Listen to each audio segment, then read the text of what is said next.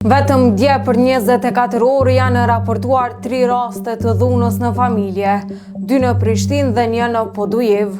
E një gjë e tillë po vazhdon të jetë shqetësuese në shoqërinë tonë. Në Prishtinë, në rrugën Muharrem Feiza, një grua ka raportuar se është sulmuar fizikisht dhe kërcënuar me thikë nga bashkëshorti i saj. Viktima ka marrë trajtim mjekësor, ndërsa i dyshuari është ndaluar për 48 orë pas intervistimit dhe testit të alkoolit që ka rezultuar pozitiv. Një rast tjetër është regjistruar në Podujev, ku një grua ka deklaruar se për një kohë të gjatë ka qenë viktime dhunës fizike dhe psiqike nga bashkëshorti i saj.